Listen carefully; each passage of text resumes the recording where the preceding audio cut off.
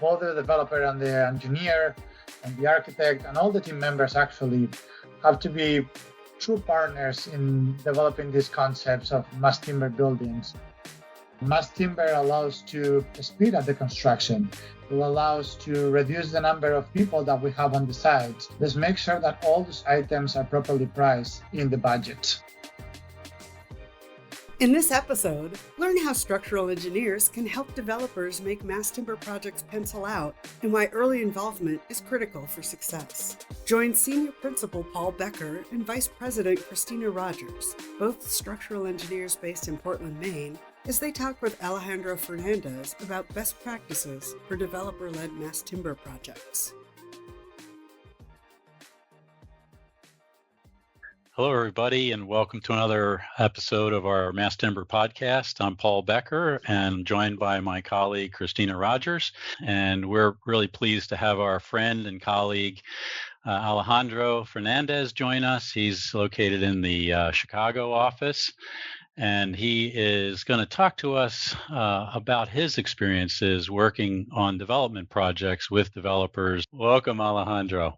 Thank you, Paul. Thank you, Kristina, for having me here. So one of the things that Paul and I were kind of thinking about was the unique role that the engineer plays in a developer project and kind of what that looks like. And if you could provide a little more insight into how you've seen your role stretch and grow almost as a partnership with developers, or if you see it that way.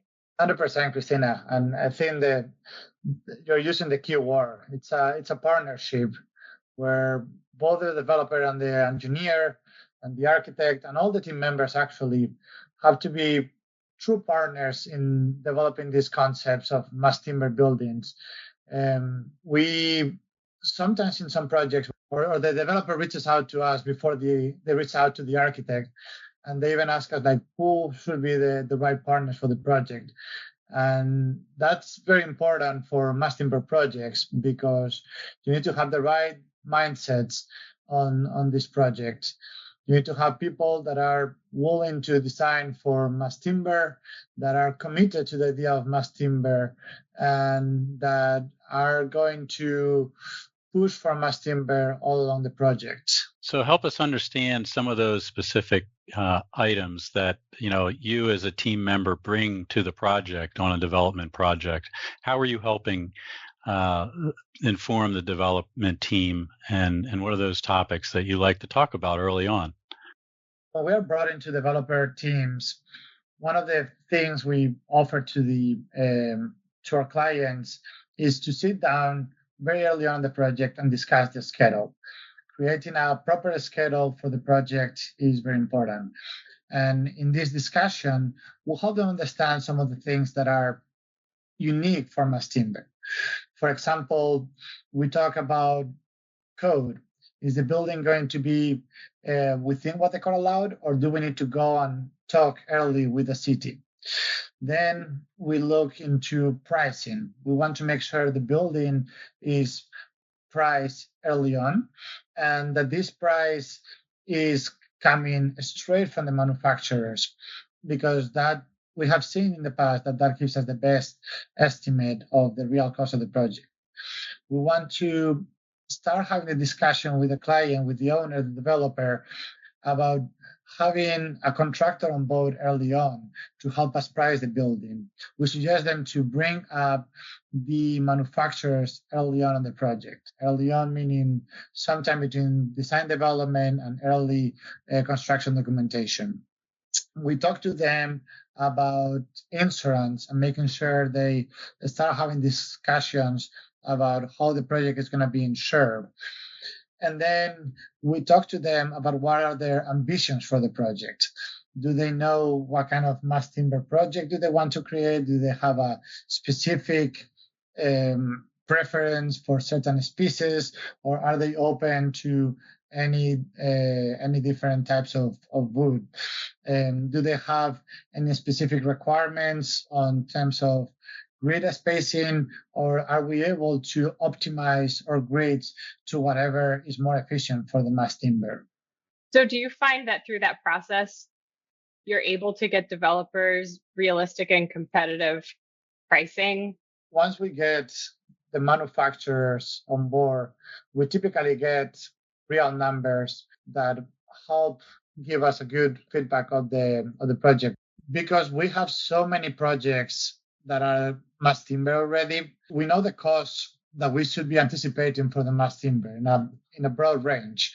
And then we can review the bids, and we can actually assess the client if he's getting higher bids or lower bids, and we can meet with the specific manufacturers when we think the bids are too high, and then we can explore with them what parts of the project are driving up the cost and address it early on in the design. That's what is very important, that we reach out to the market early on. Alejandro, we see so many projects that fall apart, because of costing. And so, how do you approach obtaining a competitive bid on the mass timber components of a project? Contractor plays a crucial role because the contractor is the one actor that is going to be connecting the mass timber manufacturers with concrete subcontractors, with other types of subcontractors that are going to be part of the structure.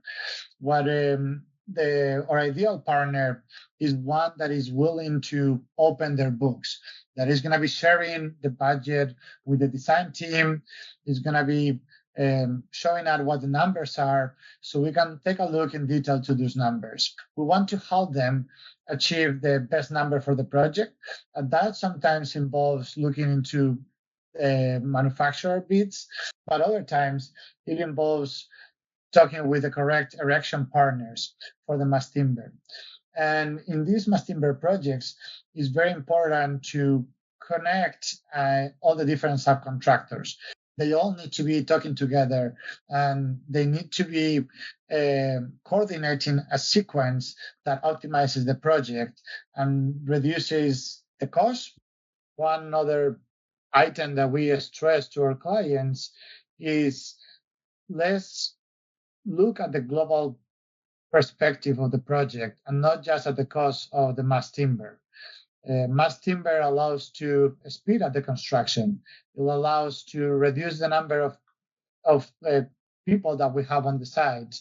It allows us to start placing the finishes earlier, or even removing some of the finishes from the building. Let's make sure that all those items are properly priced in the budget. So you've hit on so many topics here that could expand.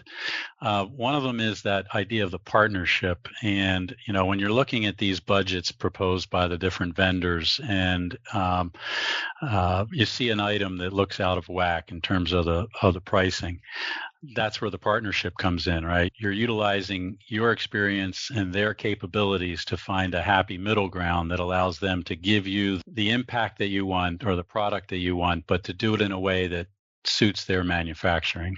Is that fair? At the end of the day, a project is the successful alignment of many partners. And we have the developer that have some ambitions in terms of program, in terms of budget for the project, the architects that have a vision of how the project should look like and what kind of spaces they are trying to create.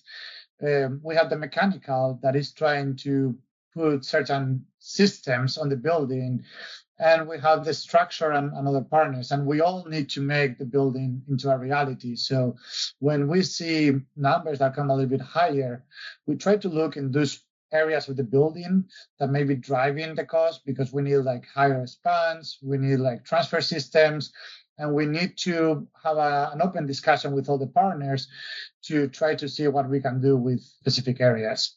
One other thing I just wanted to touch on is the insurance piece, because we've seen some very significant projects get sidelined because insurance costs became much higher than anticipated, both builder's risk and through the life of the project. Maybe you could touch on just what are the critical things that you see there, or how is that being managed? What is it that you provide on your projects that can help get over that hurdle? It's a very good point, Paul. The first point we do is bring it up to the client. Make sure it's on the radar. Make sure there's time to think about it. In a traditional design, insurance comes towards the end of the project and nobody's thinking about it ahead. So the first thing we do is tell them about it, and then we typically offer them to connect them even with some brokers, because the issue we have here is mass timber is a relatively new technology, and not all the traditional brokers have experience with mass timber buildings. In the same way, not all the insurance companies have experience with mass timber buildings. So if the right partners are not brought into the conversation, we may get very high insurance numbers. Now, once they have engaged the right partners, brokers, insurance partners, then we can start understanding what are their concerns. And then we can start embedding things in the design to lower the risk. That may include things that we put into the actual building, like sensors to measure humidity inside of the walls, so we can early detect any leaks. But it also may have to do with contractual things, like how is the building going to be repaired in the future? And all those things can help reduce the cost of insurance. That's great. So we've touched a little bit on design, and we touched about the cost of construction and insurance. So I think the other aspect of this to maybe talk about is code and permitting. Developers seem like they typically have a number they have to hit in terms of the size of the building and how much is rented. And there's much more of an equation for that type of client. How do you see that play into code and needing to go above and beyond what the code allows us to currently do? So we see two different cases. The first one is when the intended building falls within code. And then at that point, it's just helping the architect and the developer go in within what the code requires and help them understand what are the code requirements. For example, what is the maximum height, maximum number of stories, exposure, and helping them understand that some of these numbers have implications for the cost of the structure. Like if the structure requires a 2-hour fire rating, that may have a premium on the connections, we need to add extra fiber, etc. Then the second path is when the project is going to fall beyond what the code allows at that specific jurisdiction. And at those times, we suggest to our clients to have early conversations with the city, where we go early on and meet with them, explain them what project we're trying to do and what have we done in the past that becomes a precedent and that justifies the use of mass timber for these new heights. Now, this process typically involves several meetings, typically involves meeting with different parts of the city. And in the past, we have even done like specific presentations on mass timber. We have connected the city officials with other institutions, other partners, and we had even sometimes it's good for certain jurisdictions to even talk with other fire departments to understand why mass timber is a comparable technology to other types of materials. It seems like from every aspect, it's really an effort in getting everyone on the same page and making sure you're meeting the same goals. And especially when we're going beyond code, it's very important that we understand what are the concerns of the city officials, because at the end of the day, they are the ones that are going to have to approve the project. And if we have these conversations very early on in the design, we can address their concerns into our design, not only the structure, but the whole project, architecture, civil, mechanicals, and we can do things like improving ventilation, adding additional intakes, addressing circumstances during construction, and that can help facilitate the approval of the project. So are you finding that a lot of your efforts on that permitting side or code evaluation side is an education process of code officials, or do you feel like they're fully up to speed? We're finding a little bit of everything. Some jurisdictions are very well informed on mass timber, and they are very aware of the latest developments of ICC on IBC 2021 and 2024. They are aware of the latest testing that justify the use of mass timber, and then we're just working with them on creating the most appropriate path. In other cases, we need to do a little bit more of education, explaining the technology, explaining why mass timber behaves in a different way than a stick framing, why mass timber provides more redundancy and a better behavior in the case of a fire. But what we're finding is once you have those conversations, and it's an in-person conversation, and it's an honest conversation where you're showing the data and real information, then most of the authorities having jurisdiction, they are pretty open to the use of mass timber. You've had to do your own fire tests on some columns, haven't you? Yes, we did column testing for the Ascent building. It's a 25-story building in downtown Milwaukee. It's currently the tallest mass timber building in the world. Sometimes it involves doing a little bit of testing to address specific requirements by the city. So maybe to kind of close things off, what would be your biggest suggestions, lessons learned that you would share with a developer that's looking to incorporate a mass timber building into their portfolio? I typically recommend them to go see a mass timber building, and if they can, to visit multiple buildings, because sometimes they want to do it because they heard about it, they read about it. But I think once you experience a mass timber building, once you're inside and are able to smell the building, so how the light reflects differently, you touch the columns and the structure, you start behaving differently towards mass timber. You get even more excited and you understand the true value of mass timber. Alejandro, where do you see the future opportunities for mass timber, or maybe expand and tell us a little bit about what excites you about your role in this whole mass timber movement? I think the exciting part is getting everywhere, Paul. It's amazing to see the growth of this technology. Like a few years ago, there were only just a handful of buildings, especially here in the States.